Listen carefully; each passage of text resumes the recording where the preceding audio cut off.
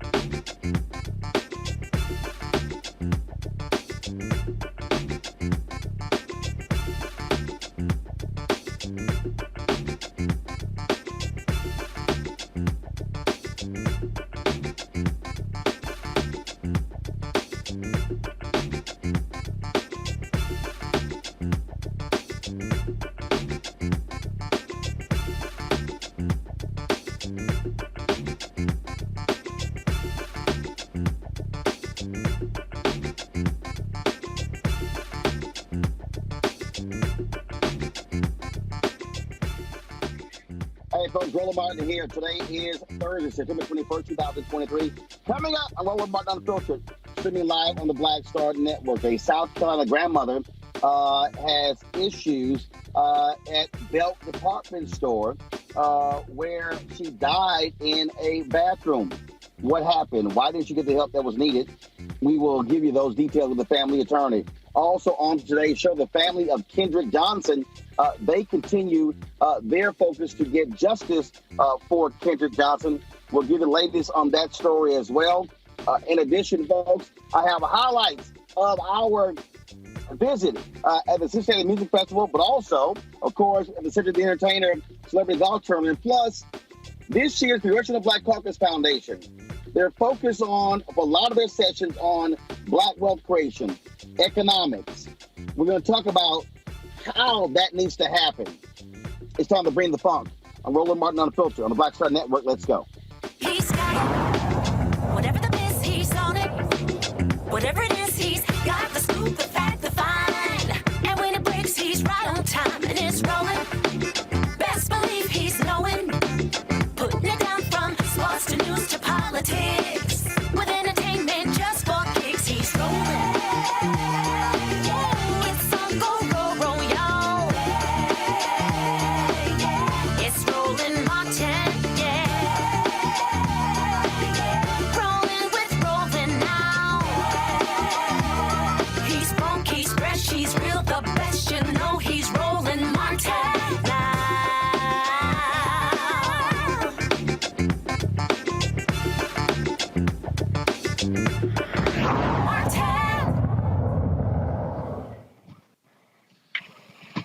Folks, imagine your mother, your grandmother goes to work in a department store where she works as a custodian and never comes home. Bessie Durham, 63 years old, is working in a Belk department store in Columbia, South Carolina.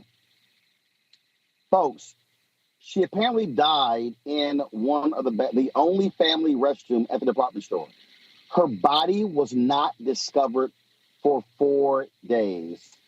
Her family wants answers. Joining me now is Chris Hart, the attorney representing the Durham family. Chris, glad to have you here. Just 3 words. What the hell? I have no idea, Roland. I can't explain it. We've been working on this case for over a year now, and we still cannot wrap our minds around how in the world did this happen?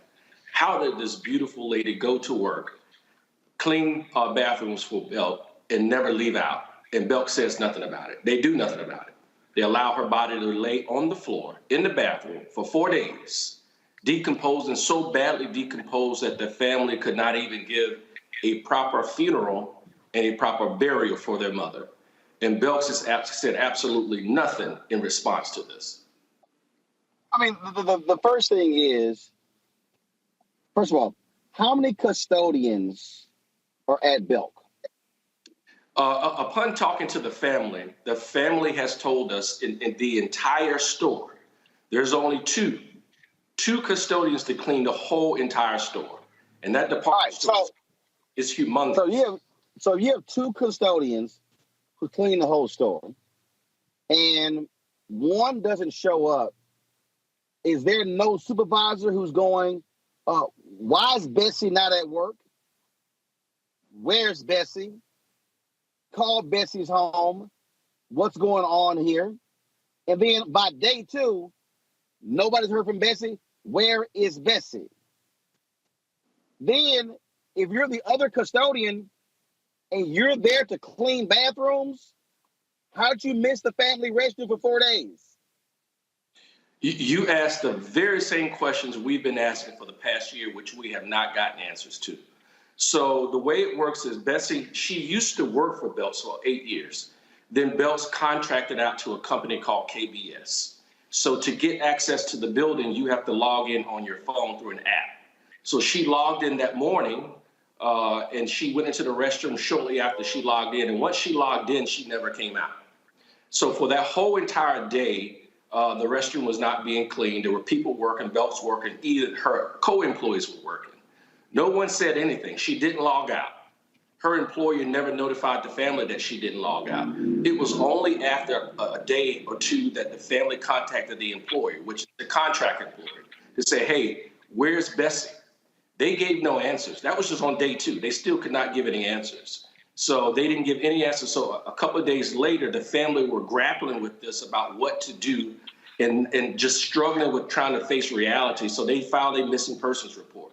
And when they filed that missing persons report, that's when law enforcement contacted Belk and said, hey, go review your cameras. Figure out, when did Bessie Durham, when did she come into the store and monitor her actions? Where did she go? And the camera showed that she went into the bathroom shortly after 7 a.m. and she never came out of there. But Roland, here's what's most disturbing. Her cleaning cart sat in the hallway for 4 days. 4 days her cleaning cart sat in the hallway for 4 days, and Belks did nothing. I don't understand. I still cannot fathom or wrap my brain around how this lady's cleaning cart sat in the hallway for 4 days and they did nothing. They did do one thing. They continued the cash register ringing though. So her cart sitting there, nobody notices this cart just sitting in the middle of the hallway. 2, the company that contracted with, how in the hell they didn't call Belk to review the video? I hate to sound like you have asked all the questions we have asked, and that's why this family is in so much trauma. That's why they're suffering so much emotionally and psychologically, because they don't understand, how did this happen? Especially Bessie Durham, she was beloved by everybody. She was beloved by her coworkers, she was beloved by her family, by her friends. Everybody knew her. But to go back to what you mentioned earlier, here's what we believed and we learned that Belks did. Belks called the contractor to ask, why isn't the bathrooms being cleaned? But nobody asked, well, where is Belsie? Where is she? How is she doing? Why hasn't her cart moved for 4 days? It's just unimaginable. It's unconscionable how something like this happened. Oh, so they called and said, why aren't the bathrooms being cleaned? And nobody thought to say, where's the woman supposed to be cleaning the bathrooms? Nobody said anything except for why the bathrooms aren't being cleaned.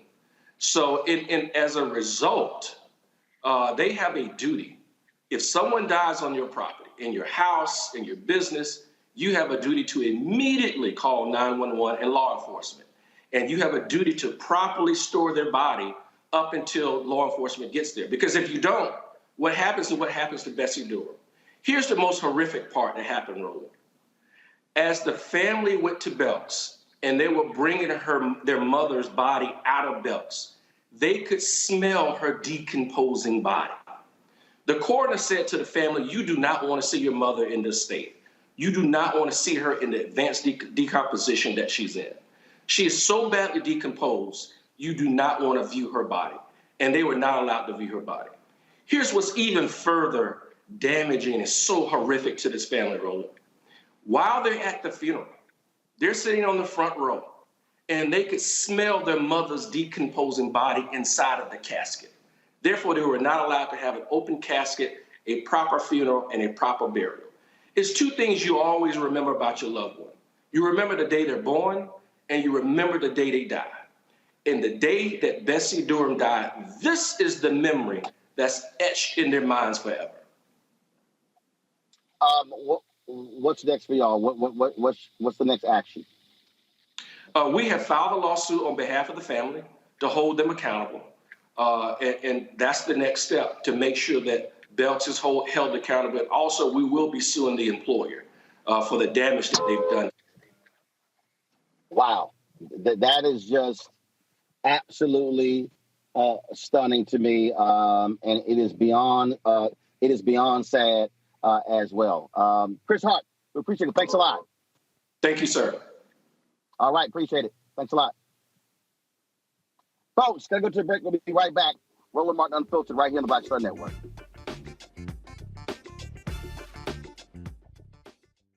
I'm Deborah Owens, America's Wealth Coach. And on the next Get Wealthy, you'll meet Jandy Turner, who took her love of sports expanded her network, and created a thriving business. I settled on developing a golf event planning business, which in and of itself has been very viable for me. One of the things that I've learned from producing hundreds, if not thousands, of golf tournaments is that business gets done on the golf course. All on The Next Get Wealthy, only on Black Star Network.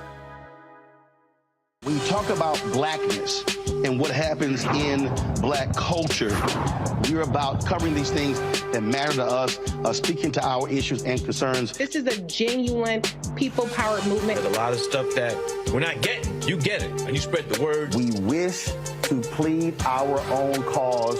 Too long have others spoken for us. We cannot tell our own story if we can't pay for it. This is about covering us. Invest in black-owned media. Your dollars matter. We don't have to keep asking them to cover our stuff. So please support us in what we do, folks. We want to hit 2,000 people, $50 this month, raise $100,000. We're behind $100,000, so we want to hit that. Y'all money makes this possible.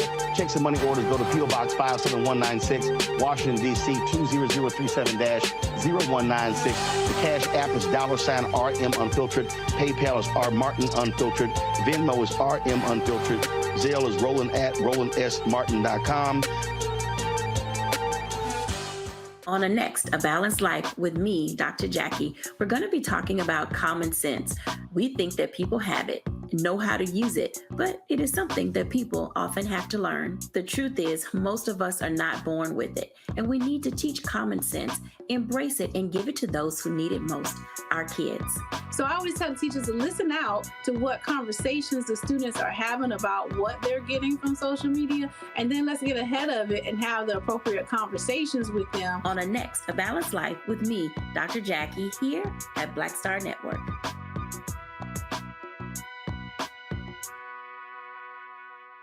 Me, Sherry Shepard with Sammy Roman. I'm Dr. Robin B., pharmacist and fitness coach, and you're watching Roland Martin Unfiltered.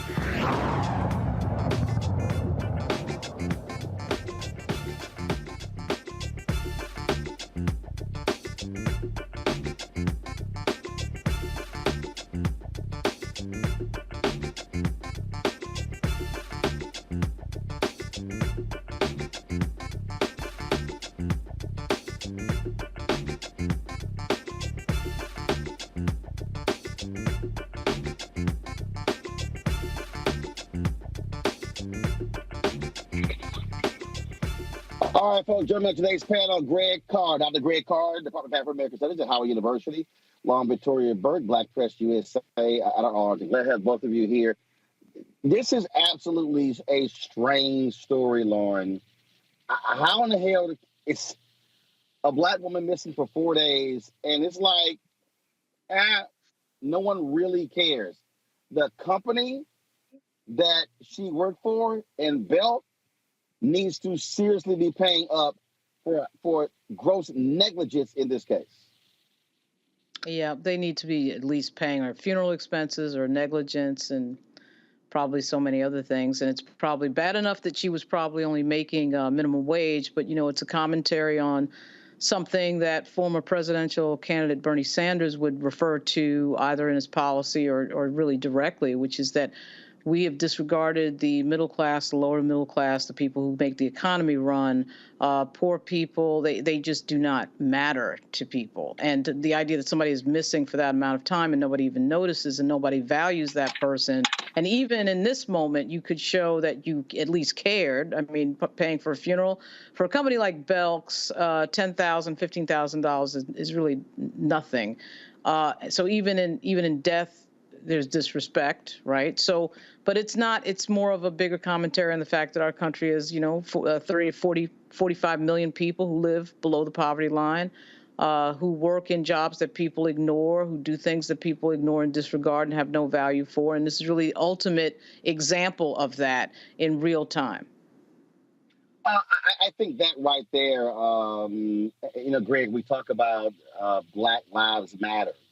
And the company that she worked for, they were contracting out. That's the one that stands out to me the most. Like, what in the hell are they doing? What in the hell are they like? How do they not follow up, not check let's on the status of Bessie and what's going on? That to me is just unbelievable. Yeah, absolutely, Roland. I mean, and of course, I join you and Lauren and all the rest of us here at extending deep sympathies to the family of Ms. Bessie Durham. I can't imagine what that must have been like, that funeral ritual. And I echo what Lauren said. I mean, this is a symptom of a much larger problem as we sit as the United Auto Workers strike forms and more people. In fact, I read the other day that the workers in Canada, the auto workers in Canada, are talking about joining that strike in solidarity as we are now in another month of the writer's strike and actors strike, SAG-AFTRA out there on the West Coast. What we see is, as Lauren said, this is a deliberate undermining of the working class and of the poor. They subcontracted, and KBS apparently is the subcontractor, the largest privately held provider of facility services in North America, which started life back in the late 60s as a company that cleaned mall stores, department stores. But we heard it from the attorney. 2 people to clean that whole store? And apparently that location had decided to lock its bathrooms in the wake of a shooting in that mall. So now the bathrooms are locked. And what we're seeing is, and we see this all over the country, as we know, we see the outsourcing, we see the union busting, we see the disregard for labor. And so, of course, there weren't enough people there to even check if the bathrooms were clean. The bathrooms were locked. This sister was locked in that bathroom, passed away and stayed in there. This is a symptom of a much deeper problem. And so, hopefully they not only get paid for funeral expenses, they go after KBS and they go after Belk and make them pay through the nose. And, if reports are accurate, the family and the attorney has said that if and when they do reach a monetary settlement or win their case, they're going to contribute to a scholarship fund. So, and I know you'll always be following up on this story, so I guess we'll see. Yeah, absolutely crazy. All right, folks, hold tight 1 second. We come back. We're going to talk about a couple of things. One, court decision comes down from the Mississippi Supreme Court over the creation of these temporary circuit judges there in Jackson. That literally just came down in the last hour. We'll tell you about that breaking news. Also, we'll talk about the Congressional Black Caucus Foundation, AOC, happening right now in the nation's capital. A lot of the traffic that you're seeing right now is because of that. And the focus in a lot of these sessions on building of Black wealth. How do we do that? I say start with all of those companies who are sponsoring the CBCF. You're watching Roland Martin Unfiltered on the Black Star Network. Don't forget, if you wish to support us, be sure to send your check and money order to P.O. Box 57196, Washington, D.C., 20037-0196. Cash App is $RM Unfiltered. PayPal R Martin Unfiltered. Venmo is RM Unfiltered. Zelle, Roland at RolandSMartin.com. Roland at RolandMartinUnfiltered.com. Be sure to, of course, download the Black Star Network app, Apple phone, Android phone, Apple TV, Android TV, Roku, Amazon Fire TV, Xbox One, Samsung Smart TV. And, of course, be sure to get a copy of my book, White Fear, How the Browning of America is Making White Folks Lose Their Minds. Available bookstores nationwide. You can also download the audio version on Audible. We'll be right back.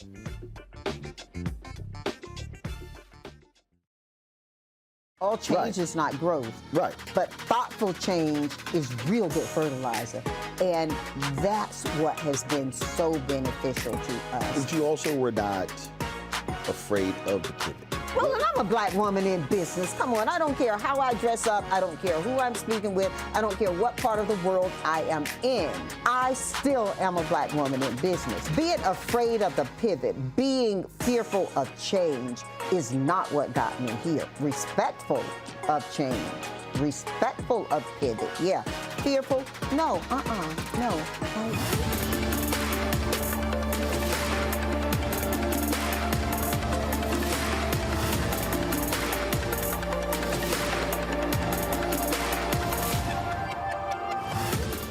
Next on The Black Tape with me, Greg Carr. What do Deion Sanders, a lawnmower, and the phenomenon of invisible labor all have in common? They're all now part of, shall we say, colorful lore at our historically Black colleges and universities. Our Master Educator Roundtable convenes to explain it all as we explore the good, the bad, and the downright ugly of one of Black America's national treasures. That's next on the Black Table, right here on the Black Star Network. I'm Faraji Muhammad, live from LA. And this is The Culture. The Culture is a two-way conversation. You and me. We talk about the stories, politics, the good, the bad, and the downright ugly. So join our community every day at 3 p.m. Eastern and let your voice be heard. Hey, we're all in this together. So let's talk about it and see what kind of trouble we can get into. It's The Culture. Weekdays at 3, only on the Black Star Network. Hatred on the streets, a horrific scene, a white nationalist rally that descended into deadly violence. White people are losing their damn minds. An angry pro-Trump mob storms the U.S. Capitol. We're about to see the rise of what I call white minority resistance. We have seen white folks in this country who simply cannot tolerate black folks voting. I think what we're seeing is the inevitable result of violent denial. This is part of American history. Every time that people of color have made progress, whether real or symbolic, there has been what Carol Anderson at Emory University calls white rage as a backlash. This is the rise of the Proud Boys and the Boogaloo Boys. America, there's going to be more of this. Here's all the Proud Boys, Dave. This country is getting increasingly racist in its behaviors and its attitudes because of the fear of white people. The fear that they're taking our jobs, they're taking our resources, they're taking our women. This is white fear.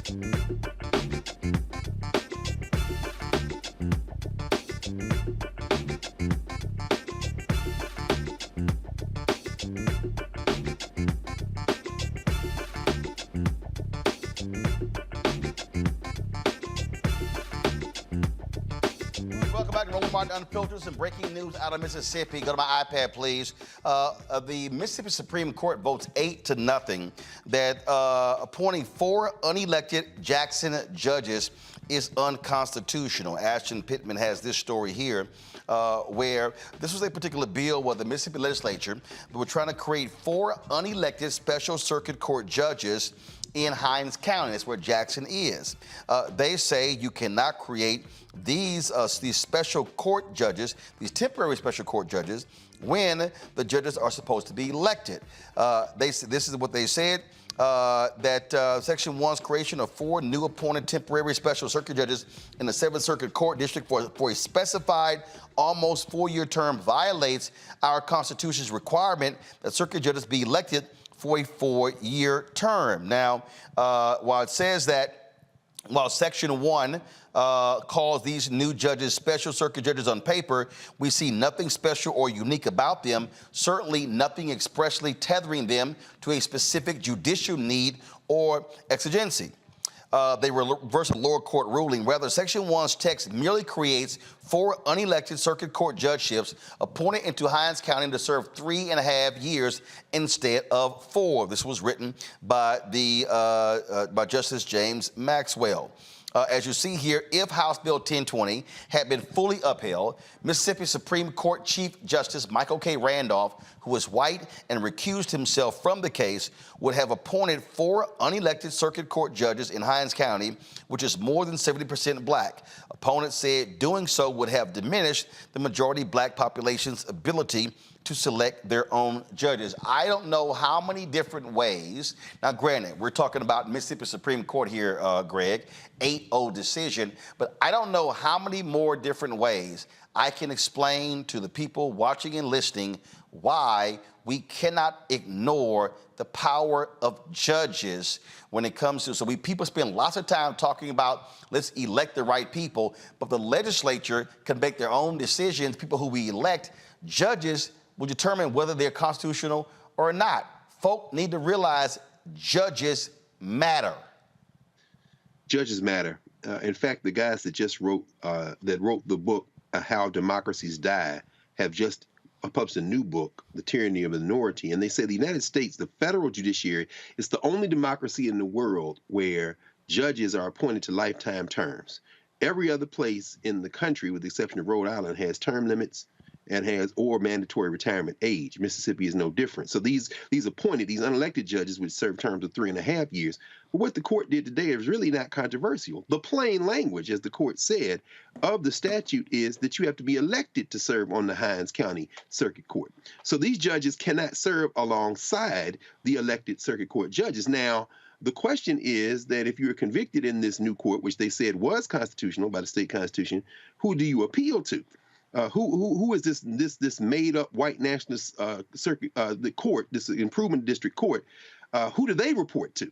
And that is what is still being litigated, including the constitutionality of the case. Our brother Derek Johnson, of course, and NAACP is suing there in Mississippi, and the federal government has asked to intervene on the question of whether or not even establishing this is an act of racial discrimination, whether expanding the jurisdiction of this white nationalist carve-out in the middle of Jackson, Mississippi is constitutional, and that's still being litigated. But of course, as you say, Roland, without us being fully engaged in the political process, this is what happens. They're playing all their cards now. They've pulled out all pretense. And they're just going to say, we're going to do this until somebody stops us. You know, and it just absolutely, Lauren, it literally drives me nuts when I'm having conversations with people, when I'm responding to people on social media, when I'm walking down the street and people are yelling from their car and they've got things to say, and people act as if, yeah, I'm okay, that judge thing, that's really no big deal. And I keep saying, listen, whether we're talking about local judges, whether we're talking about these state district judges, these Supreme Court justices on the state, on the federal bench, the Supreme Court as well, these are the people who are determining what laws are constitutional or not, and we are seeing how the right has weaponized the court. They spent so much time saying, oh, judicial activism, legislating from the bench, and that's literally what they are doing. Ellie Mistel has a piece out talking about how zany the Fifth Circuit Court of Appeals is and how they're nothing but a cesspool of Trump sycophants, and they are making decisions that will be appealed to the Supreme Court, and these people were appointed. And so I just sit here, and again, I go back to the people in 2016 who like, yeah, I ain't down with Hillary Clinton. Oh, Trump ain't as bad as Hillary Clinton. Look at the judges who he appointed. Hello, it's a wake-up call. No, absolutely. I mean, the danger is that, unfortunately, the other political party is driving apathy in this country with as many voters as they can. And being apathetic has caused the electorate to believe that their vote doesn't mean as much as everybody says that it means. And we have it marketed to us, of course, by the Democratic Party to black people on overdrive, because without us, they can't win in a lot of these states. And generally speaking, can't win nationally without enthusiastic black support as it pertains to the Electoral College. Of course, historically speaking, black voters have a lot of reasons to be apathetic and be suspicious about the entire enterprise. And that is why it is very important that our black elected officials in particular articulate exactly why it's important to vote and what is changing in our lives when we do vote. And unfortunately, the party that most black voters are affiliated with and supporting the Democratic Party happens to have an insanely bad long-term messaging problem. And so on top of everything else we're told to do as black voters in terms of voting for members of Congress and state reps and all of that, we have the judicial system in this country. So when you're dealing with 4 centuries of betrayal and your group is being subjugated to all sorts of injustice, it is extremely difficult to explain to that group of people why voting matters time after time, year after year, cycle after cycle. Even though we know structurally, and of course, we know that it's true that voting matters, we do have to see it matter in real time in our life. And I think that's one of the disconnects. That's one of the biggest problems that we have. That's what drives apathy. And now, of course, we have a huge, serious problem with misinformation and disinformation, out and out lying in the ecosystem of our politics, and that is extremely destructive. Well, we are seeing it. The Supreme Court's decision when it came to Roe v. Wade, abortion rights. We're seeing it. The Supreme Court decision when it came to the abortion pill. We were seeing it when it comes to the Supreme Court decision dealing with affirmative action in colleges and admissions, which the right is now using to say, oh, this now applies to every single program in corporate America, in other schools, in academia. They're going after law firms. They're going after everybody. This is what they're doing. And so that one ruling they think has empowered them to target everything. They're going after black venture capital funds. You name it. They are going after everything. And I need people to understand, if we are sitting here walking around like some zombies asleep at the wheel, need to understand that what they have in store, if they win the White House and the U.S. Senate, pales in comparison to the evil that they have put in place over the last several years. It is going to be right-wing politics on steroids. And we're seeing they clearly don't give a damn about black voters where potentially they could side with Alabama, Georgia, and Louisiana in the creation of these black districts that clearly violate the Voting Rights Act. And the right, they want to completely get rid of the Voting Rights Act. Clarence Thomas has said so himself, Greg. Absolutely. And as we saw yesterday, billionaire Ed Blum strikes again. SFFA is now suing West Point. Now, he didn't go after West Point in the North Carolina and Harvard cases, but the idea somehow that you will now say that West Point should not use affirmative action. And of course, if they win, that means all the service academies.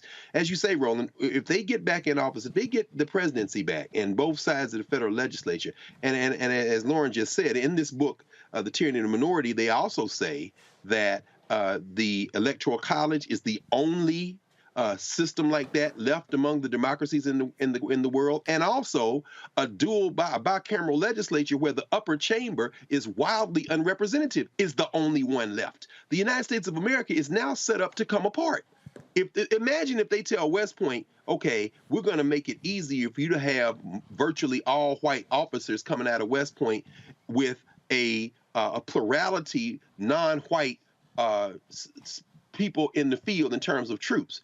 This is going to be a problem. But I think their overreach at this point and this case certainly shows that these are not, they're not ideologues politically. These are white nationalists.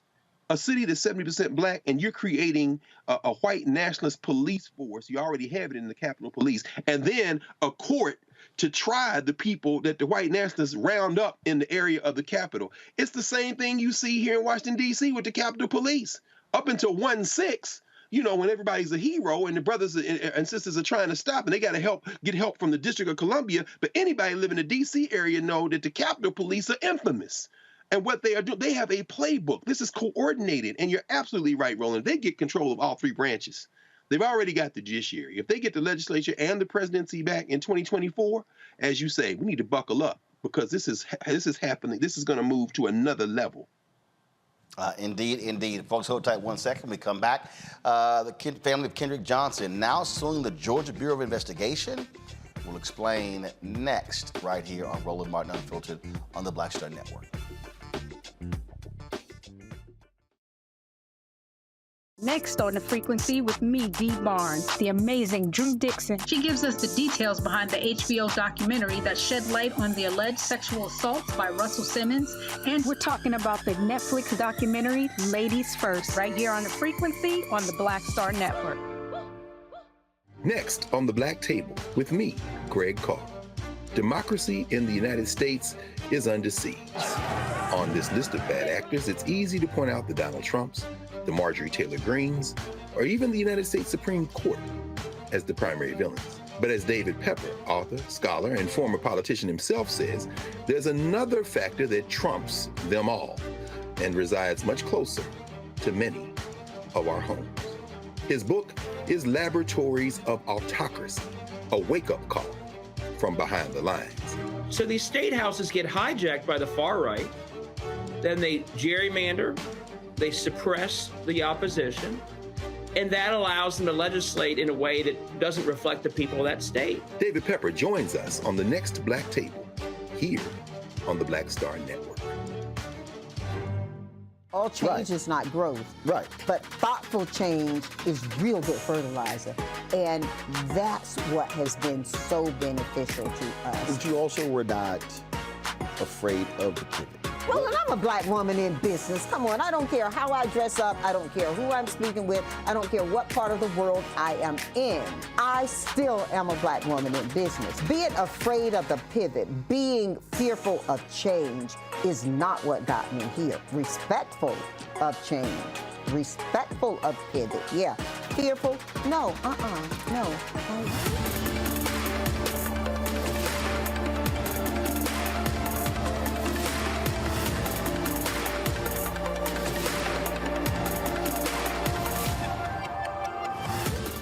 It's John Murray, the executive producer of the new Sherry Shepherd Talk Show. This is your boy, Earthquake. And you're tuned in to Roland Martin Unfiltered.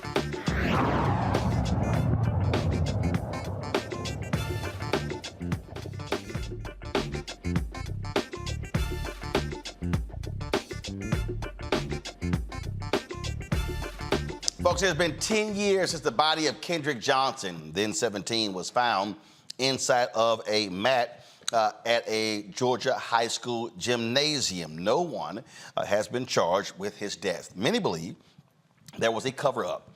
Lowndes County Sheriff's investigators concluded that Johnson died in a freak accident, stuck upside down and unable to breathe while trying to retrieve a shoe that fell inside the upright mat. The parents of Kendrick Johnson have filed a lawsuit against the Georgia Bureau of Investigation and the Lowndes County Sheriff's Office about what they claim is, quote, false information connected to the investigation into his death. This has been a story that has gotten a lot of attention over the years, and we, of course, focused on this thing as well, and it's just, again, one of those stories that it still sort of boggles the mind. Jonathan Burrs is the Johnson family spokesman. Glad to have you on the show, Jonathan. So this has just been an ongoing saga, and so exactly when they say false information, what do they mean? What does the family mean? Well, what they mean is the information that the Sheriff's Department and the Georgia Bureau of Investigations has been presenting to the public is inconsistent with the material facts and the material evidences, all of the facts contradict what they are presenting to the public. And this is evidence that they collected and or staged. Their own evidence contradicts their testimonies and the synopsis from the sheriff's most recent investigation.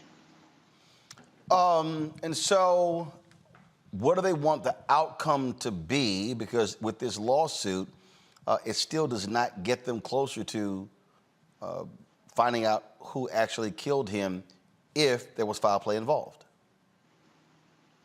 Well, the evidence certainly supports that there was foul play. And because of the way the case has been handled in the past, at this point, this is what they're left with, attacking the injustice that continues to interfere with their civil rights and adversely affects them every day. It's still sort of, and I guess for me, I still never understood how if a shoe was in a mat and it was at the bottom of the mat, why would somebody climb into the mat to get the shoe when literally you could just move the mat and the shoe's right there? Yeah. So if you look at what the other kids have been saying, kids stored their shoes over on top of these mats, whatever. They had apparently had a process that they would go through to retrieve these shoes without incident. Only this time does this process seem to not work. That is, if you believe what the official statements have been. Of course, the material evidence paints a totally different picture.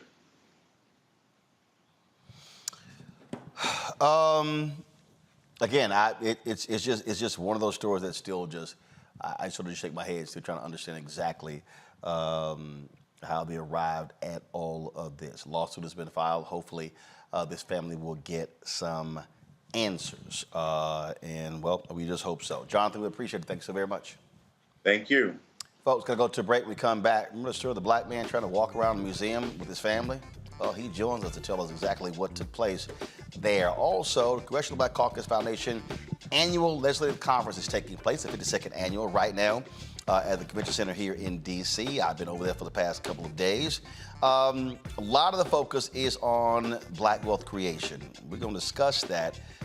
And I fundamentally believe that if there's a starting point to that, we call corporate America, how about you start with those companies that are supporting the CBCF ALC? I will unpack it for you right here on Roland Martin Unfiltered on the Black Star Network. Be sure to support us in what we do. So you're checking money order to P.O. Box 57196, Washington, D.C., 20037-0196. Cash App, $ RM Unfiltered. PayPal, R Martin Unfiltered. Venmo is RM Unfiltered. Zelle, Roland at RolandSMartin.com. Roland at RolandMartinUnfiltered.com. Of course, be sure to download the Black Star Network app, Apple phone, Android phone, Apple TV, Android TV, Roku, Amazon Fire TV, Xbox One, Samsung Smart TV. Be sure to get a copy of my book, White Fear, How the Browning of America is Making White Folks Lose Their Minds, available at bookstores nationwide. You can also download the audio version on Audible. We'll be right back.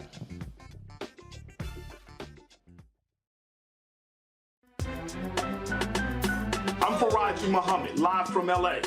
And this is The Culture. The Culture is a two-way conversation. You and me. We talk about the stories, politics, the good, the bad, and the downright ugly. So join our community every day at 3 p.m. Eastern and let your voice be heard. Hey, we're all in this together. So let's talk about it and see what kind of trouble we can get into. It's The Culture. Weekdays at 3, only on the Black Star Network.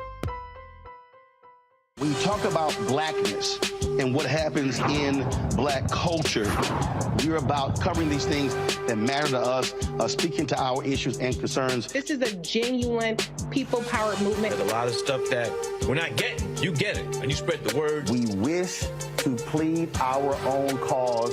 Too long have others spoken for us. We cannot tell our own story if we can't pay for it. This is about covering us. Invest in black-owned media. Your dollars matter. We don't have to keep asking them to cover our stuff. So please support us in what we do, folks. We want to hit 2,000 people, $50 this month, raise $100,000. We're behind 100,000, so we want to hit that. Y'all money makes this possible. Checks and money orders go to P.O. Box 57196, Washington, D.C. 20037-0196. The Cash App is $RM Unfiltered. PayPal is R Martin Unfiltered. Venmo is RM Unfiltered. Zelle is Roland at RolandSMartin.com. I am Tommy Davidson. I play Oscar on Proud Family, Louder and Prouder. Right now, I'm rolling with Roland Martin, unfiltered, uncut, unplugged, and undamn believable. You hear me?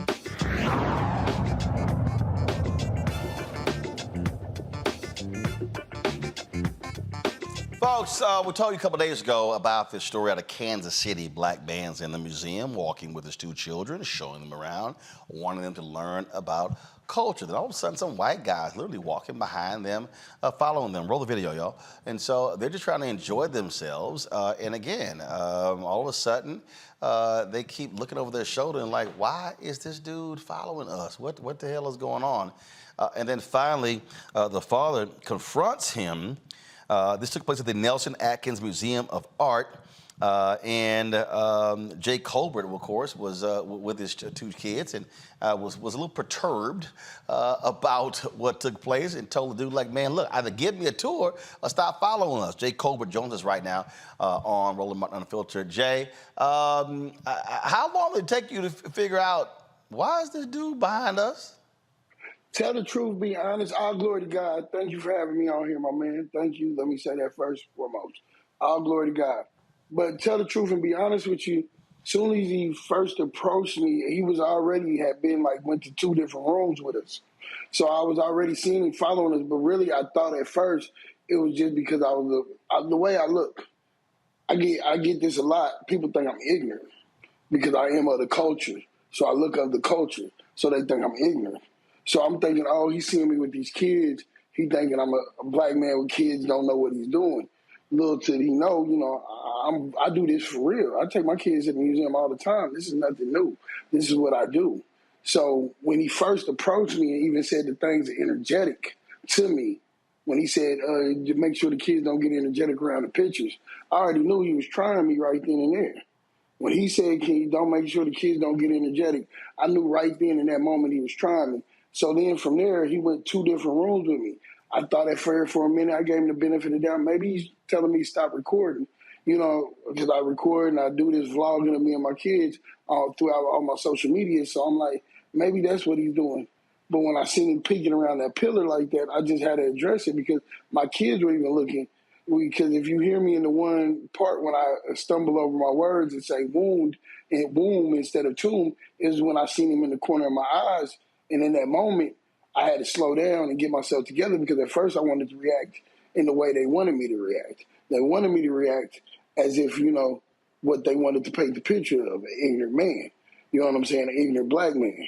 But I'm far from that. So I had to slow down and get myself together, and then from there, that's when I addressed the situation. And when I called him a little girl, again, I'm an author. I have published 6 books. I'm a publisher. I own my own publishing company. I'm using descriptive terms. You're sitting here rolling your eyes, having a conversation with me, acting as a child, as a female child. It wasn't, to tear that man down in whatever his orientation is. I could care less. I could care about the way you present yourself at me. You're following me and my 2 young children that are 5 and 6, and you're doing it maliciously because you already approached me. So once you approached me, it was over with.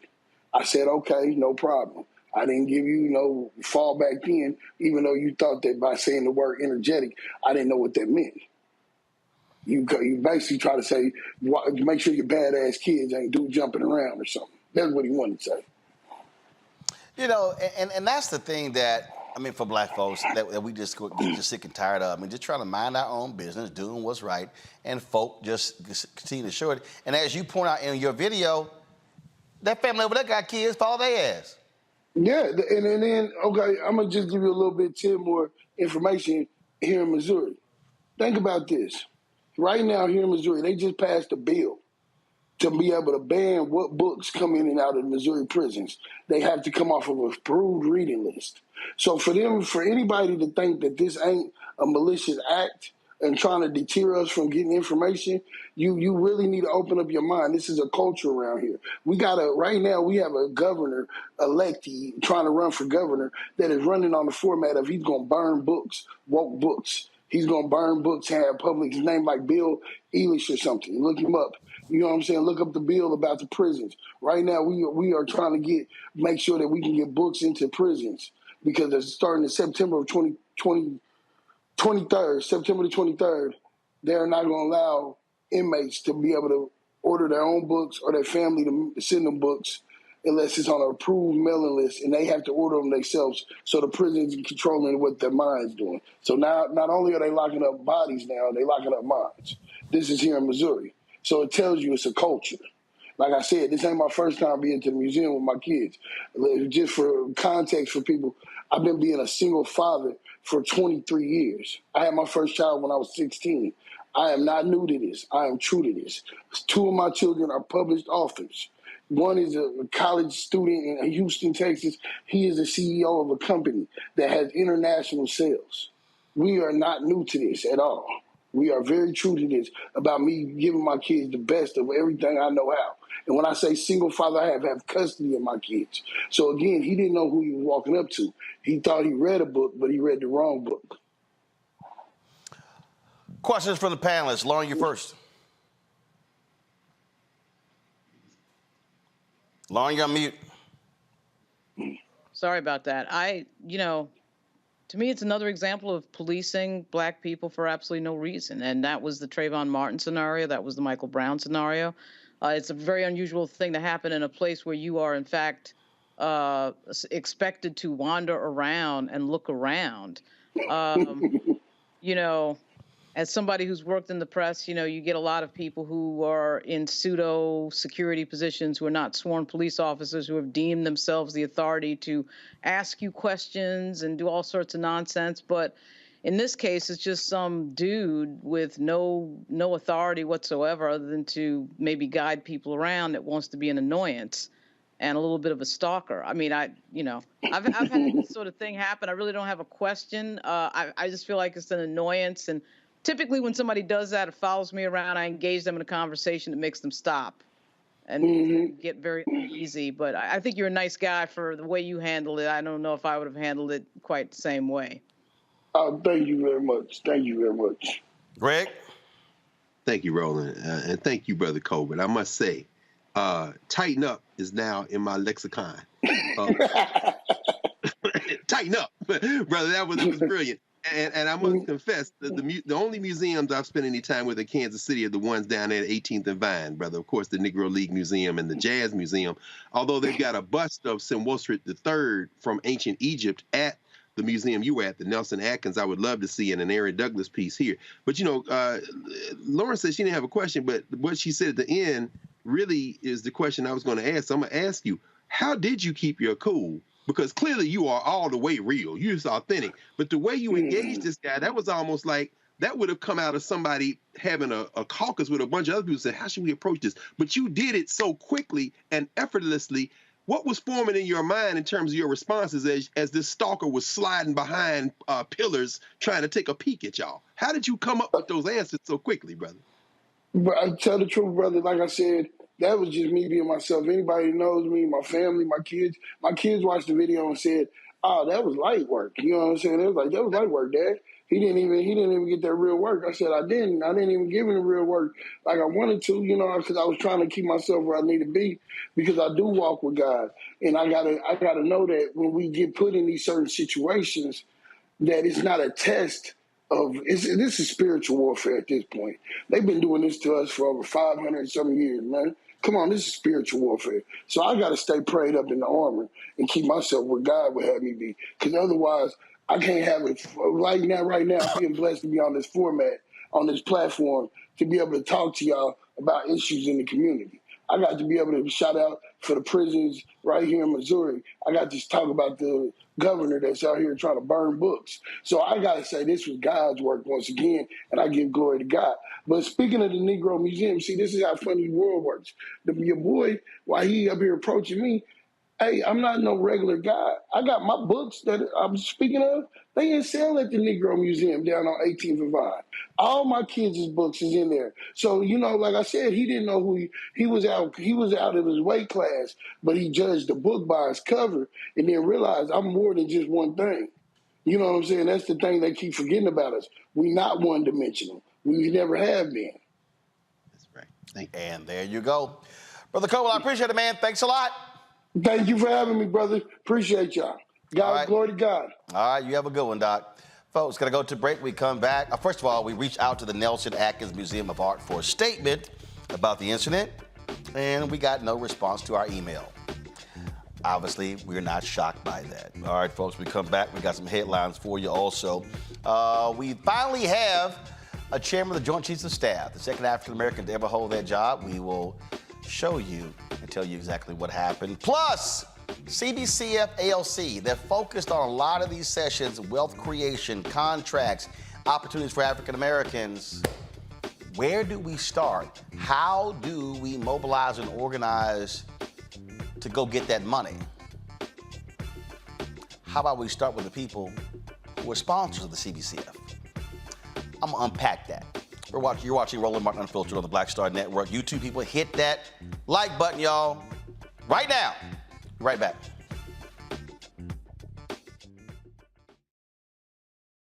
Hatred on the streets, a horrific scene, a white nationalist rally that descended into deadly violence. White people are losing their damn minds. As an angry pro-Trump mob storms the U.S. Capitol, we've seen shooting. We're about to see the rise of what I call white minority resistance. We have seen white folks in this country who simply cannot tolerate black folks voting. I think what we're seeing is the inevitable result of violent denial. This is part of American history. Every time that people of color have made progress, whether real or symbolic, there has been what Carol Anderson at Emory University calls white rage as a backlash. This is the rise of the Proud Boys and the Boogaloo Boys. America, there's going to be more of this. Here's all the Proud Boys, guys. This country is getting increasingly racist in its behaviors and its attitudes because of the fear of white people. The fear that they're taking our jobs, they're taking our resources, they're taking our women. This is white fear.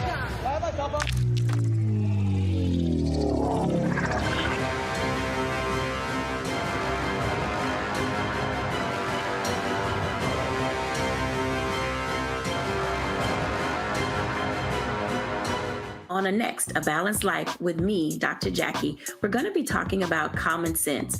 We think that people have it, know how to use it, but it is something that people often have to learn. The truth is, most of us are not born with it, and we need to teach common sense, embrace it, and give it to those who need it most, our kids.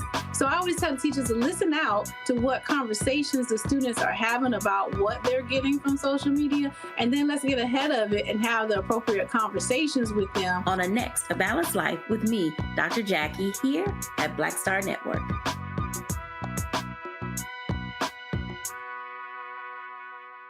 Me, Sherry Shepard, and you know what you're watching, Roland Martin Unfiltered.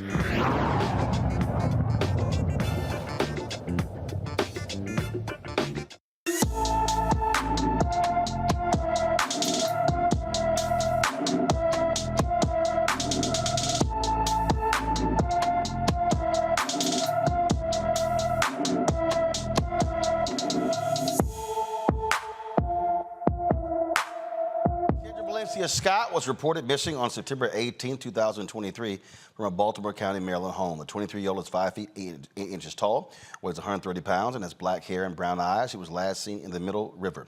Anyone with information about Kendrick Valencia Scott is urged to call the Baltimore County, Maryland Police Department at 410-307-2020, 410-307-2020. Folks, General Charles Brown has finally been confirmed as the next chairman of the Joint Chiefs of Staff. After Senator Chuck Schumer moved forward with a cloture vote, they were able to overcome the obstinance from that idiot from Alabama, Senator Tommy Tuberville.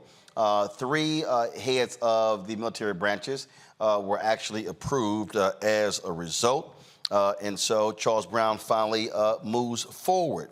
This brother here, of course, has talked in the past about, again, the importance of what it means to be an African-American soldier, what he has gone through and what this means. Of course, the first African-American to get this position was General Colin Powell. And so he becomes second. And so what you now have, the top 2 positions in the United States military held by African-Americans. Lloyd Austin is Secretary of Defense. General Charles Brown is now the head of the Joint Chiefs of Staff. Here is some of what he had to say about what it means to be a black soldier. As the commander of Pacific Air Forces, a senior leader in our Air Force, and an African American, many of you may be wondering what I'm thinking about the current events surrounding the tragic death of George Floyd. I'm thinking about how full I am with emotion, not just for George Floyd, but the many African Americans that have suffered the same fate as George Floyd. And thinking about a history of racial issues and my own experiences that didn't always sing of liberty and equality. I'm thinking about my Air Force career, where I was often the only African American in my squadron, or as a senior officer, the only African American in the room. I'm thinking about the pressure I felt to perform error-free, especially for supervisors I perceived had expected less from me as an African American. I'm thinking about having to represent by working twice as hard to prove their expectations and perceptions of African Americans were invalid. I'm thinking about the airmen who don't have a life similar to mine and don't have to navigate through 2 worlds. I'm thinking about how these airmen view racism, whether they don't see it as a problem since it doesn't happen to them, or whether they're empathetic. I'm thinking about our 2 sons. Now we had to prepare them to live in 2 worlds. Finally, I'm thinking about my historic nomination to be the first African American to serve as the Air Force Chief of Staff. I'm thinking about the African Americans that went before me to make this opportunity possible. I'm thinking about the immense expectations that come with this historic nomination, particularly through the lens of current events plaguing our nation. I'm thinking about how I may have fallen short in my career and will likely continue falling short living up to all those expectations. I'm thinking about how my nomination provides some hope, but also comes with a heavy burden. That's what I'm thinking about. I want to know what you're thinking about. I want to hear what you're thinking about and how together we can make a difference. Of course, we were in Dallas last month when General Brown, when he actually spoke at the Alpha Convention there. It was also a lot of those brothers who in the military, they were there. They were so happy to see him ascend to this position. And here's just some of that video there as he greeted many of those particular brothers. The thing, I've had some people, Greg, who folks are like, I had one woman say, oh, I'm not happy at all. These are killing machines. And we shouldn't have black soldiers. I said, well, clearly I don't think you know anything about American history, because you've always had brothers who put that uniform on, even when this country did not love them back. And you ought to see the right-wing folks mad because this brother has talked about diversity. He's talked about how if there's a problem, we're going to give these people more training, more understanding, and we're going to promote more people of color.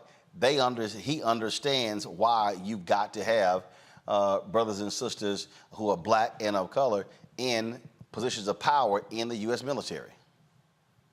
Yeah, the military is a fact of life. I am absolutely against, as I think we all are, violence and killing, and I'm certainly no fan of the United States military. And people talk about the fact that black people have fought in every war this country has been in. It's absolutely true. And of course, historically, there were more black people who ran away and fought with the British than fought with George Washington. So, I mean, we should always be historically accurate when we're talking about why we fought. We fought for the reasons that we hear General Brown talk about as his voice was quivering. And clearly he was very emotional. You know, we're fighting to make a better way for our people. And we're fighting against the people who wear the same uniform that we wear, which is why this is important. Courts Tuberville, that illiterate hillbilly from Alabama, is playing with fire. Just like the billionaire Bloom is now suing the Service Academy services, starting with West Point. What he's tampering with now is something that you won't be able to put back together. The United States military now is all volunteer force, and they're struggling to recruit. I mean, to keep at the 1.4 million person strength they have now. The concern, of course, that this hillbilly is playing with, and they're talking about negotiating some deal to maybe get the 1- and 2-star generals up and going. This hillbilly's got his hillbilly toes and heels dug in on this. But the concern is the captains, majors, colonels, and generals who have met the 20-year service requirement that lets them retire. Yep. Because you see, in a volunteer army, the private sector is telling them, you ain't got to wait on this hillbilly. Come over here and make some money. This could be a real crisis, Roland, as you well know. Yep, absolutely. And of course, Greg, go to my iPad, please. We also certainly celebrate because Greg, he is one of our brothers. And so shout out to drop the lower third. We're going to show all of it.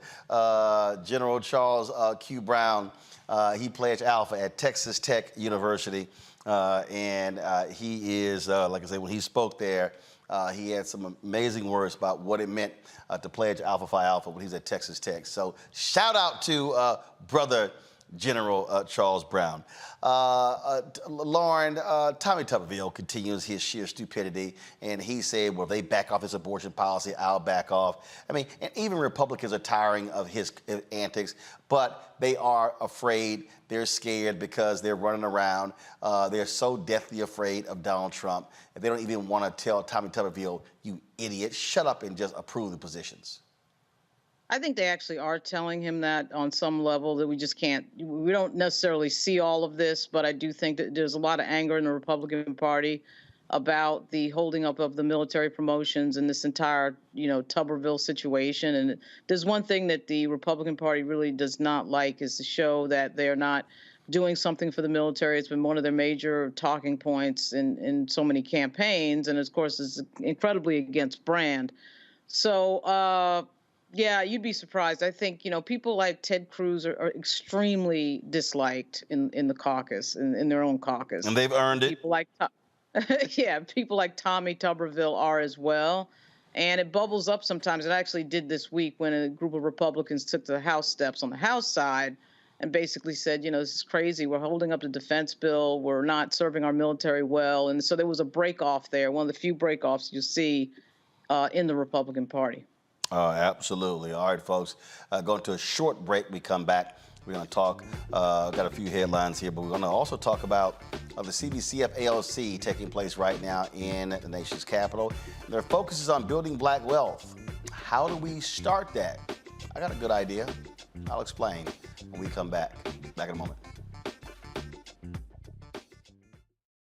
When you talk about blackness and what happens in black culture, we're about covering these things that matter to us, speaking to our issues and concerns. This is a genuine people-powered movement. There's a lot of stuff that we're not getting. You get it, and you spread the word. We wish to plead our own cause. Too long have others spoken for us. We cannot tell our own story if we can't pay for it. This is about covering us. Invest in black-owned media. Your dollars matter.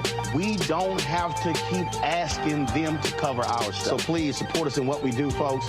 We want to hit 2,000 people, $50 this month, raise $100,000. We're behind 100,000, so we want to hit that. Y'all money makes this possible. Checks and money orders go to P.O. Box 57196, Washington, D.C. 20037-0196. The Cash App is $RM Unfiltered. PayPal is R Martin Unfiltered. Venmo is RM Unfiltered. Zelle is Roland at RolandSMartin.com. Farquhar, executive producer of Proud Family. Bruce Smith, creator and executive producer of The Proud Family, Louder and Prouder. And you're watching Roland Martin Unfiltered.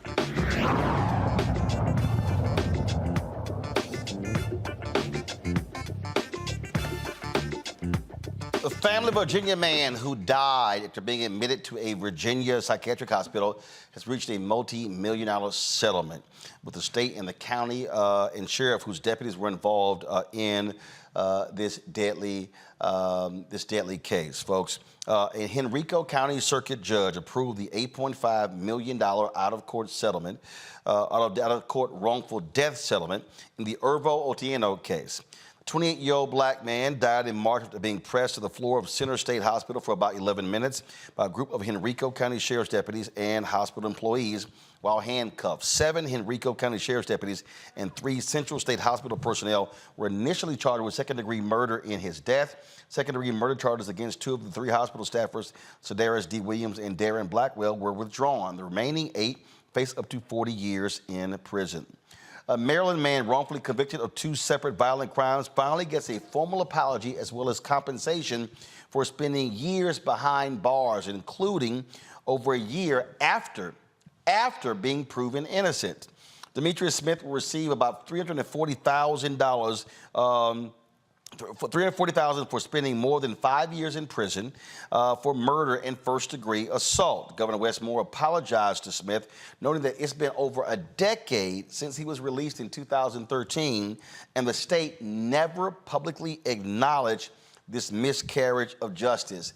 And of course, it takes a black governor to go, hey, we're sorry.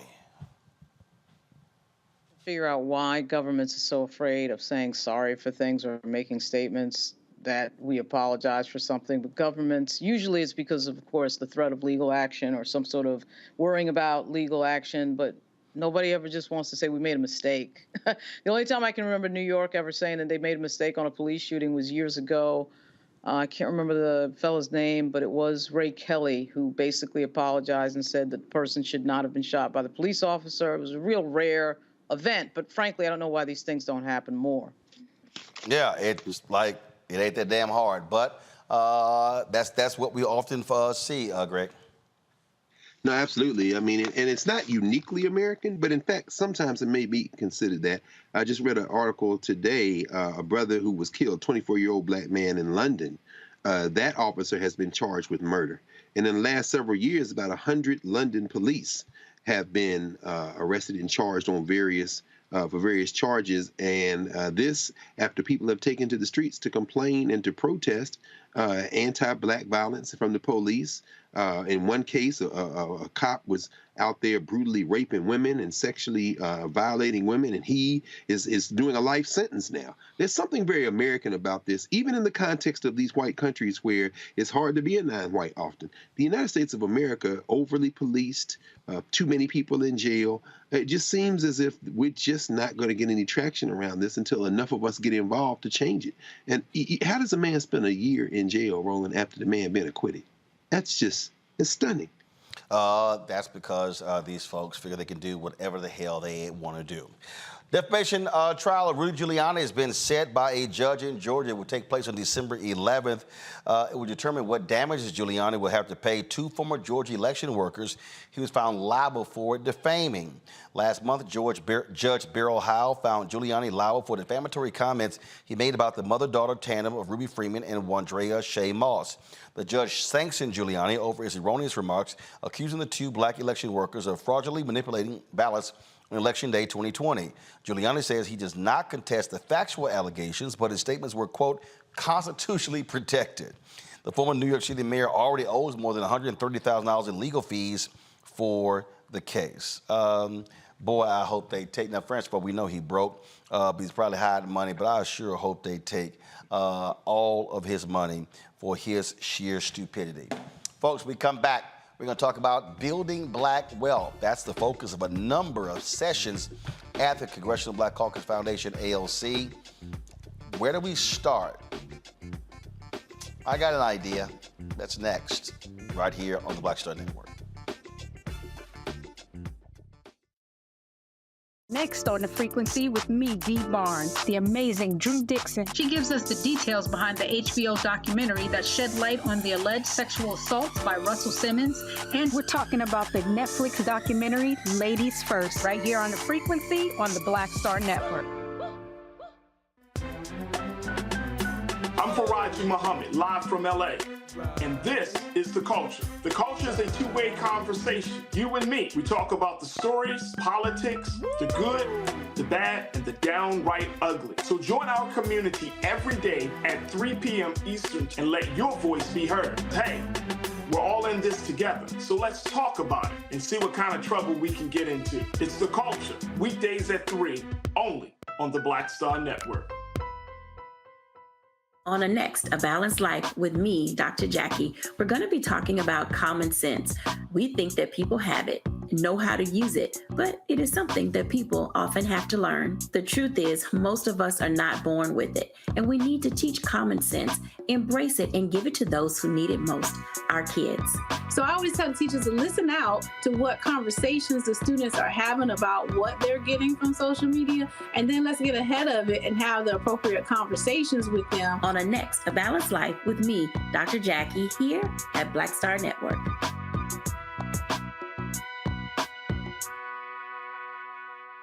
Hey, it's John Murray, the executive producer of the new Sherry Shepherd Talk Show. You're watching Roland Martin Unfiltered.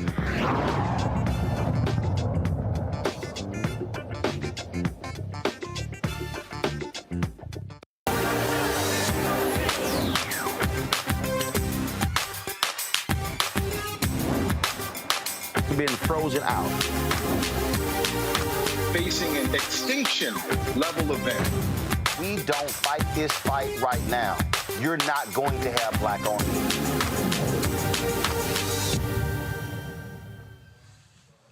Right now in D.C., the 52nd Annual Congressional Black Caucus Foundation Annual Legislative Conference is taking place in the nation's capital.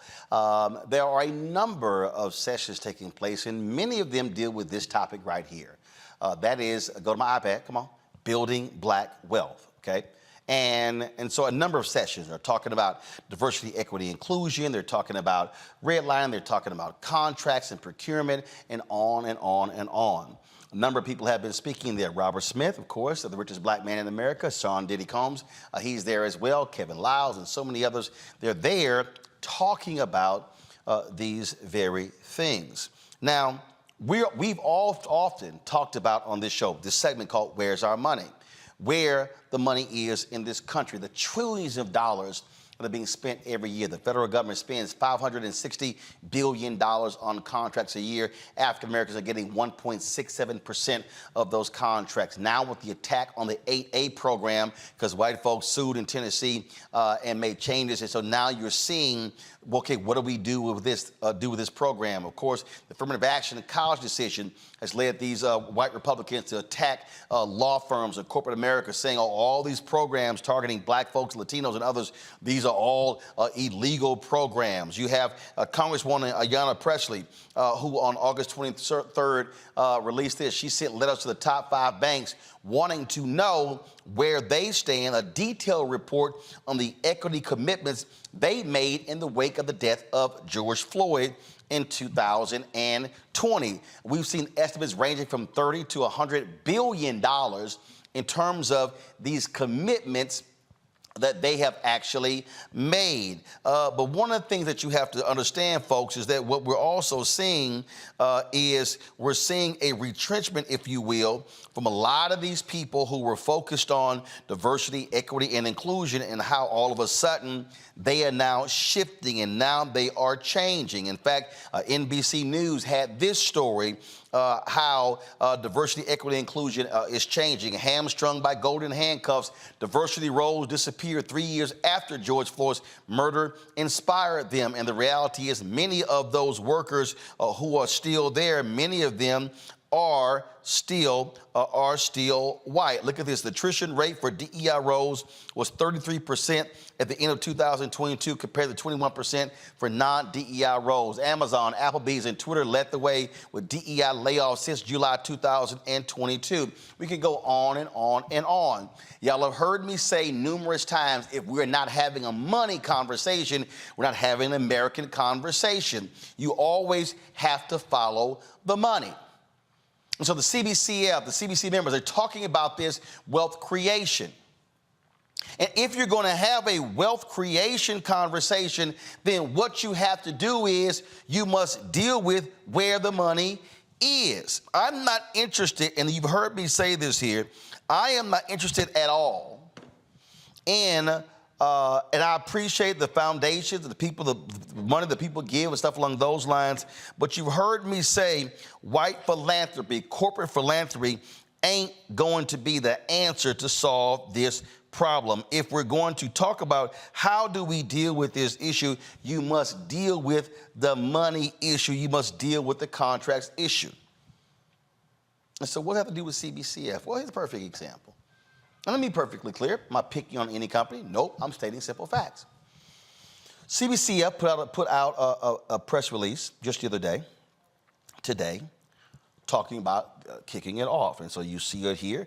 You go through here where they say this is what they're doing and this is what we're doing, the backdrop, the attacks on DEI initiatives and things along those lines. And you see Nicole Austin Hillary, she's president and CEO, she's being quoted. Then you get to the paragraph right here. It says right here, this says, give me 1 second because I'm pulling something up because I want to show you the contrast, right? I want to show you all what's going on right here, okay? This year, ALC 52 is being presented by Amazon, which has provided $1.5 million in support to support the renowned Washington, D.C. convening and its popular signature events, Community Breakfast and Health Fair, National Town Hall, Gospel Extravaganza, Day of Healing, and the Phoenix Awards. Amazon also affirmed its steadfast support of CBCF's mission to educate and empower future Black leaders through the creation of a new HBCU scholarship. Brian Kenner, Amazon's head of community engagement, is quoted there as well. Now, you've heard me say I certainly appreciate corporate support, how that is critically important, but I believe it's also important we put things into proper context. And when I say context, I'm talking about the money. So, if we're talking about Amazon, and I appreciate the $1.5 million contribution to the CBCF. Here's what I also know. Go to my iPad. This is the market capitalization of Amazon.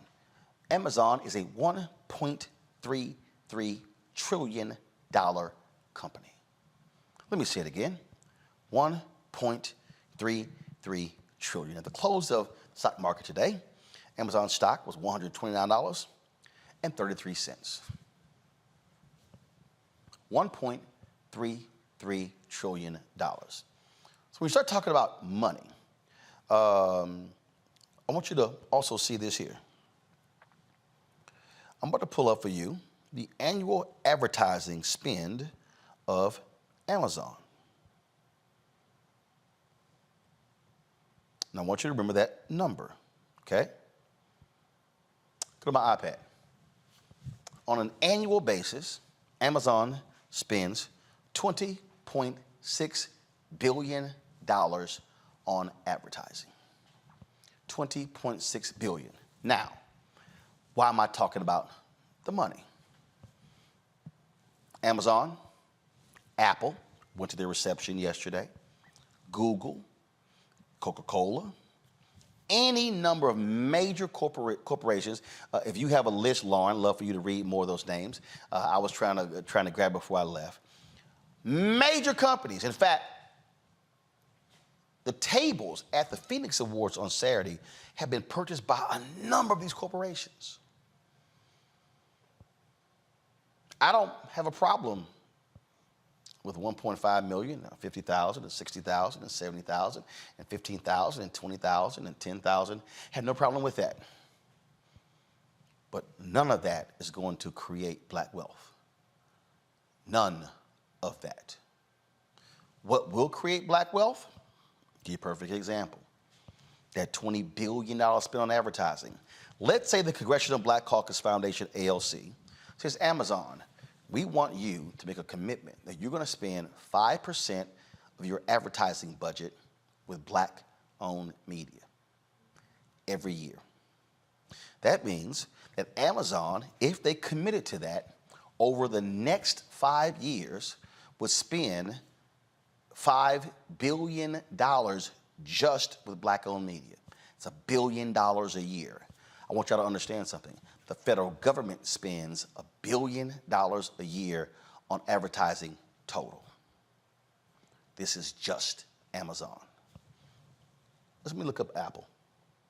So, want y'all to keep a calculator out. You take Apple, right here. Various estimates that Apple spends several $1 billion a year on advertising. Okay? Let's say Apple spent, let's just say 5 in the middle. Let's say Apple spent $5 billion on advertising. CBCF says, Apple, we want you to achieve 5%. $5 billion. 5% of $5 billion? $250 million. $250 million over 5 years, $1.25 million. So we got Amazon at $5 billion. Now we got I'm walking you through. I'm walking you through.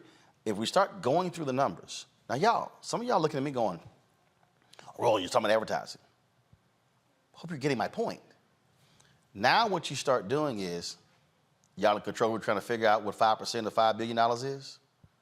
I see y'all over there like, is that what it is? So, yeah, I done do quick math right here. So, here's what I want you to understand.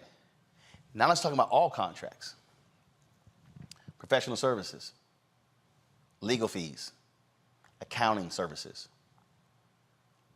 catering, transportation, public relations, audiovisual, construction, engineering.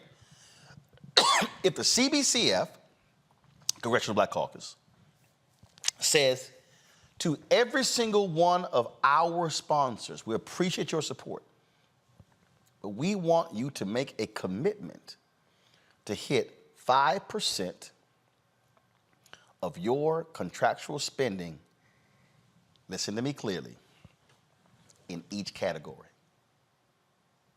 I don't want to hear diverse. I don't want to hear minority. Black.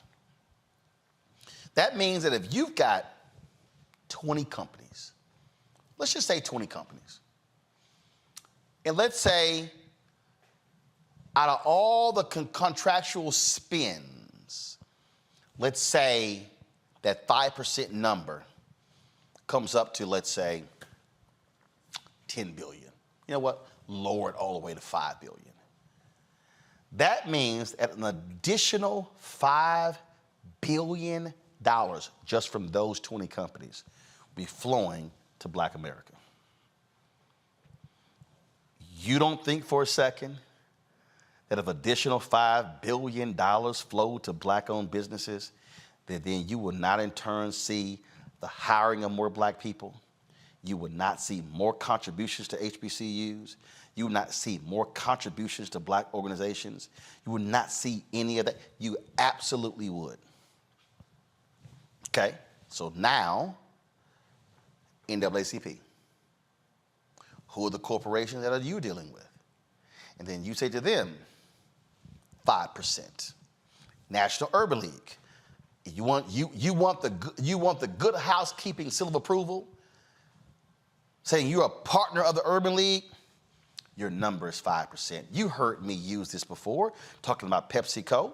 You heard me talk about how PepsiCo is a 5-year, $10 million initiative with the National Urban League to stand up Black restaurants. You've heard me say that. And you heard me say that PepsiCo has been running ads trying to drive $100 million in receipts to Black-owned restaurants over a 5-year period. Yet the same PepsiCo, go to my iPad, spends anywhere from $2.5 to $3.5 billion annually on advertising. Let's say it's $3 billion. Let's say PepsiCo committed. Let's say PepsiCo committed to spend 5% of the $3 billion with Black-owned media. Y'all, this is just media. That means in 5 years, that's $750 million. 5-year, $10 million to help Black restaurants. Drive $100 million in receipts to Black restaurants. $750 million. Now let's go to the other categories. Do y'all now see what I'm talking about? So now, CBCF says, companies y'all dealing with us, 5%. NAACP, Urban League, National Action Network, Rainbow Coalition. Now all of a sudden, you are going to see literally 5, 10, 20 billion dollars flowing back to black people. That is how you leverage your power. That is how you do it. Now, there are going to be those companies, and I've had to deal with them. There are going to be those companies, Greg and Lauren, who are sitting here, and people who are watching and listening. They're going to sit here and say, you know what? That's not right. That's not fair. You really shouldn't be doing those things. And you know what? But guess what? Those same companies, they don't mind our products. By 2030, it will estimate that African Americans will be spending $1.7 trillion. $1.7 trillion. And some of you are looking at me right now, and y'all saying, damn, Roland, but, you know, man, these people doing some nice work right now. Okay. But I want y'all to remember that the night before he was killed, Dr. King spoke about this issue. Go to my iPad. This is what Dr. King said on April 3rd, 1968 in his mountaintop speech. Matter of fact, let me help some of y'all out. See, here's the deal. A lot of y'all see me fast forward, a lot of y'all only have seen this part of the speech right here. Well, I don't know what's going to happen to me now. We got some difficult days ahead. See, I want y'all to see this in print. A lot of y'all, most of y'all, have spent your time and energy showing the video, showing the same thing, showing the quoting this, running this at all your programs. You've been doing this for years. Y'all have been showing that bottom paragraph, the last paragraph of MLK's speech, but what you did not do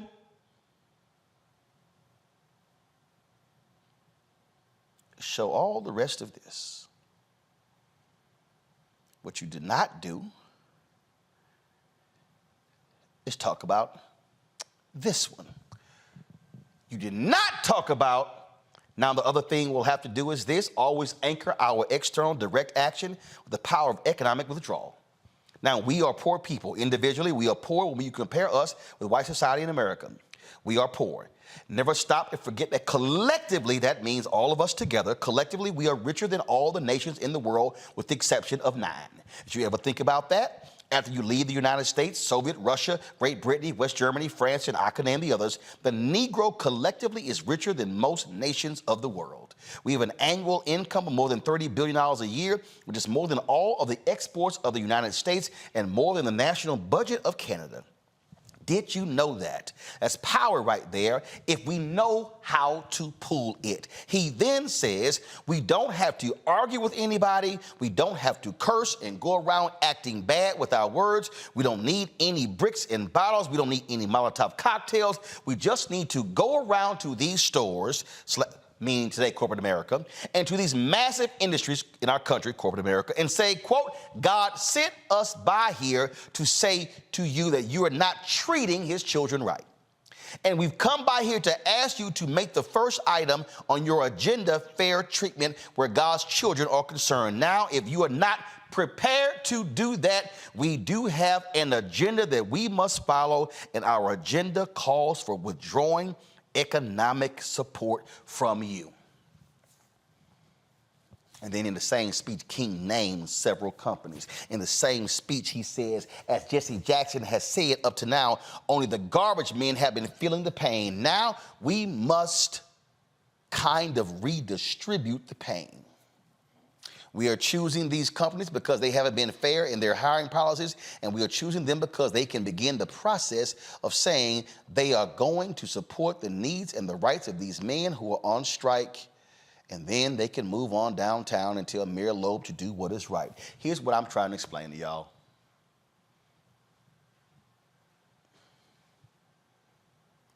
If our black institutions use their power to change, use their power for good, use their power to achieve the black wealth creation, it can happen. But it's going to require folk being willing to tell somebody, what's that line from The Color Purple? Until you do right by us, you're going to have some problems. I want y'all to know, there ain't a corporation in America that wants Black America to call them out. They ain't a corporation in America that wants Black folks to say, we're gonna stop buying your product. We have got to learn what return on investment is. And it has to start with our Black institutions choosing to flex their muscles and use their power. Lauren. Yeah, I don't even know that it's really the solution is even that complicated. I actually think I'd be happy if the Congressional Black Caucus Foundation just used a majority of vendors that were Black for the annual event. It's too small. The DMV. It's the amount of money they spend is too small. I'm talking about billions. That's not even millions. We're in the DMV, and the DMV has Virginia, Maryland, which is an extremely Black state, and of course, Washington, D.C., which is an extremely Black place. There are Black restaurants. I mean, look, I know we can't do everything, but if there's one thing that Black people can do, it's music, it's food, it's printing, particularly the printing of T-shirts. Are you kidding me? But Laura, I agree with you, but that's small. That's only a 3-day conference. Yeah. What I'm talking about is the 365 days of spending in corporate America. If it's so small, then why doesn't it happen? Why am I walking into the thing yesterday to register, and there's a white company printing a credential that anybody could print at Kinko's? Easy. And it's some white I'll tell company, you. instead of a Black person that could have done the exact same I'll thing. tell you. We can fumble around with the printer. It's intentionality. It's intentionality. Yeah. So if we're not doing the small stuff, we can't do the big stuff. No. Can't do the food and the printing, then why would I expect that they would do millions of dollars on anything? No. Follow me here. I'm not asking the CBCF staff to lead this effort. That's not what I'm saying. What I'm saying is, if you are the Black Caucus or your groups that are around, you take the list of folk. See, here's what Roland's gonna do.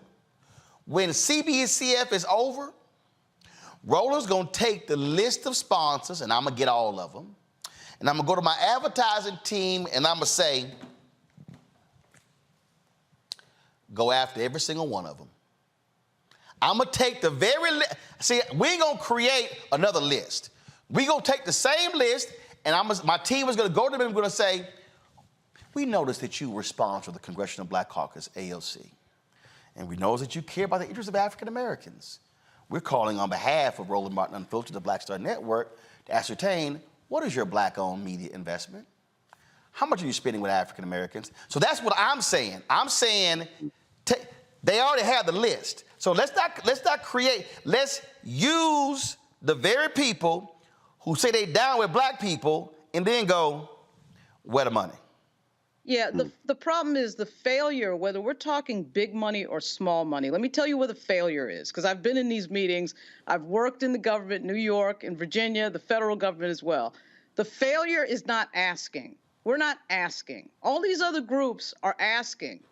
All right. So whether it's $1 million or $1,000 or a vendor that only does, $300,000 worth of business, or a vendor that does $10,000 a year, you have to have somebody at the table that is demanding and asking the question and making a demand. And if you don't have that, you're going to lose every single. No. And that's how much money we're talking. No, but that's what I've laid out here, Greg.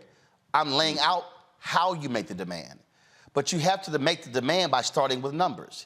You have to make the demand by understanding the much larger picture.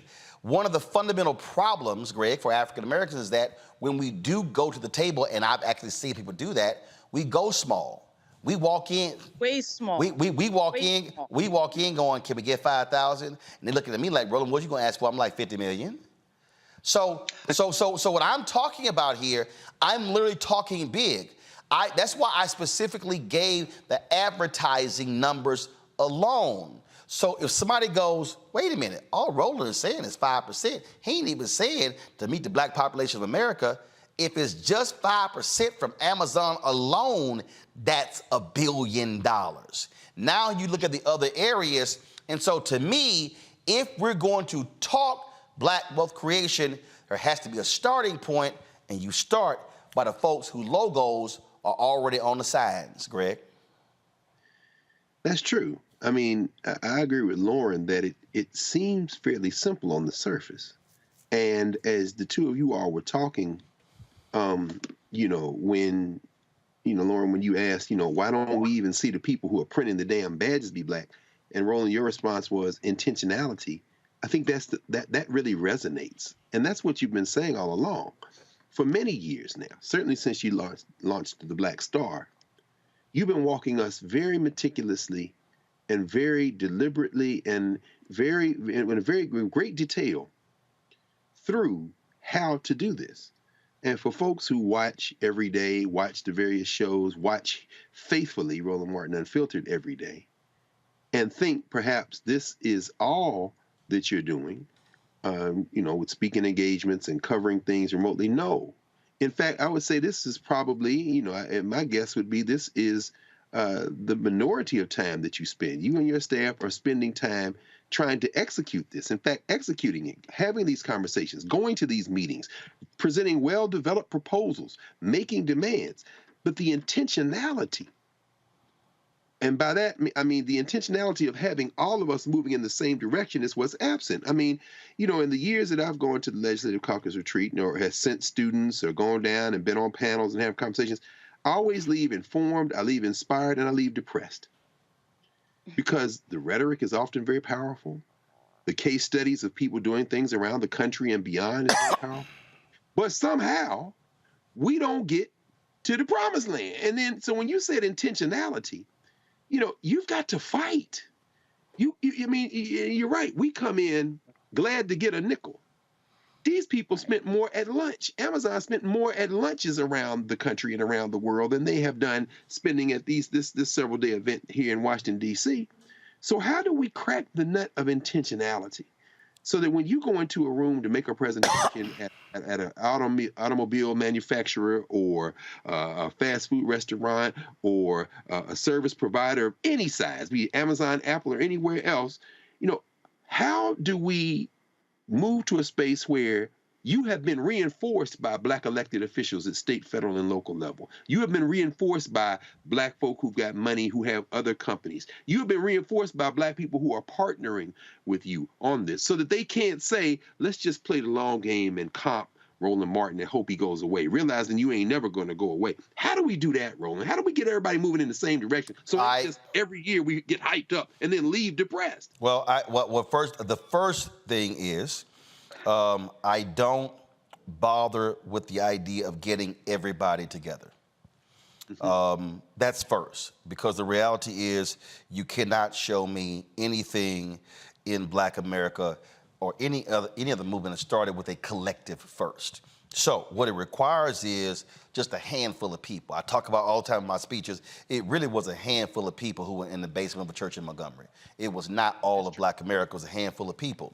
But I also think about what Dr. King said in his book, Whether We Go For Him, Chaos or Community. Go to my iPad. He said there are already structured forces in the Negro community that can serve as the basis for building a powerful united front. The Negro Church, the Negro Press, the Negro fraternities and sororities, and Negro professional associations. We must admit that these forces have never given their full resources to the cause of Negro liberation.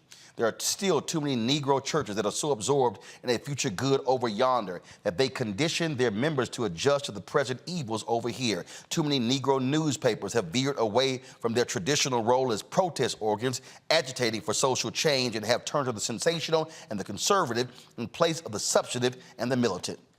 Too many Negro social and professional groups have degenerated into snobbishness and a preoccupation with frivolities and trivial activity. But the failures of the past must not be an excuse for the inaction of the present and the future. If I first start with the Negro church, what I would then say is, I don't need all churches, just give me one or two to start this thing with. If I'm talking about then Negro fraternities and the sororities, I'm not talking about all 9. I'm saying I can just start with one, AKAs with their credit union, starting that. My deal is you starting with that. Then you go on, when you talk about about black media. I can't spend my time on all these other black-owned media folk and what they doing and what they're not doing. But my whole deal is I'm gonna go talk to those who can. And so I'm gonna start that way. And then what I'm gonna do is I may not go out and look what we did with the Black-Owned Media Collective. Well, what we did is force companies, General Motors, Target, all of these companies who then begin to make commitments on anywhere from going from 0.5% or 1% to 2 to 4 to 8. And now,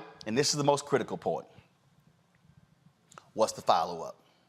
So when Ayanna Pressley is saying to the banks, well, you report, what we're saying is you committed 4%, are you meeting it?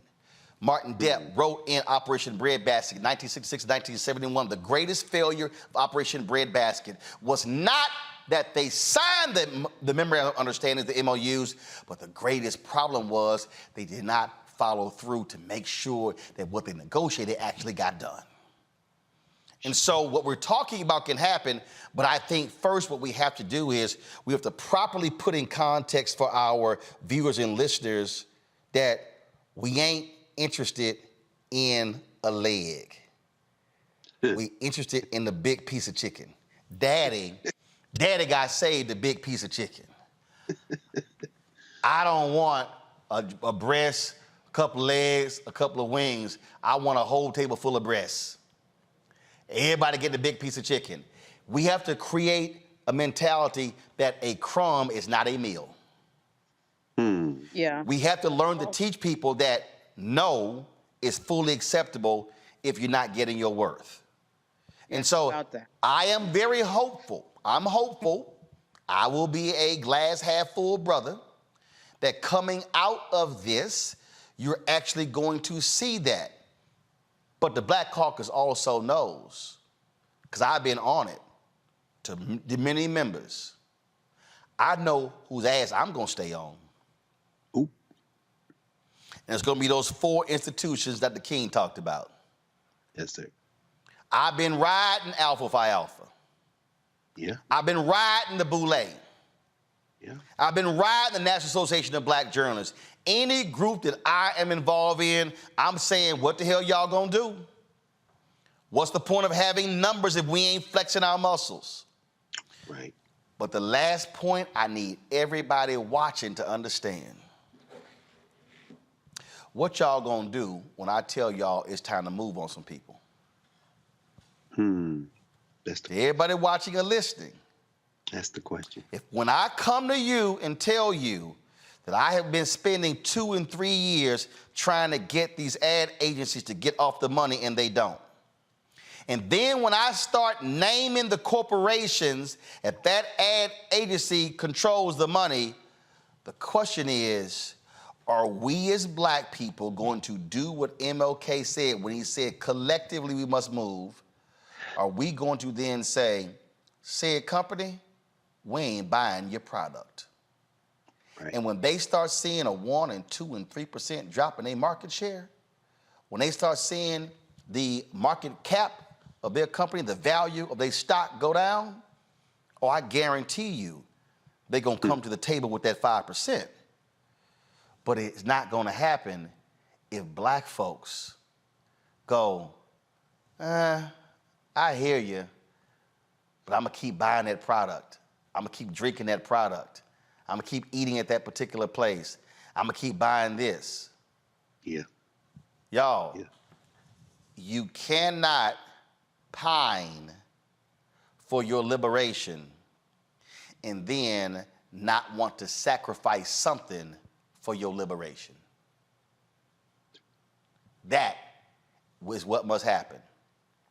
And in the words of that great money man from the movie American Gangster, played by Denzel Washington, when he said a whole bunch of people in this room owe Bumpy some money, and I'm gonna get that money.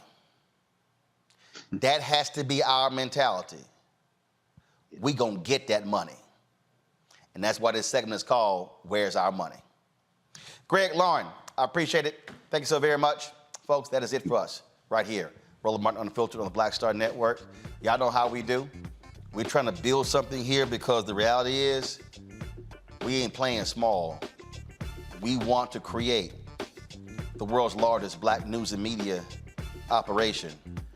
But it's not going to happen if we don't get your support as well. Senior check and money orders to P.O. Box 57196, Washington, D.C. 20037-0196. Cash App, $RM Unfiltered. PayPal, R Martin Unfiltered. Venmo's RM Unfiltered. Zelle, Roland at RolandSMartin.com. Roland at RolandMartinUnfiltered.com.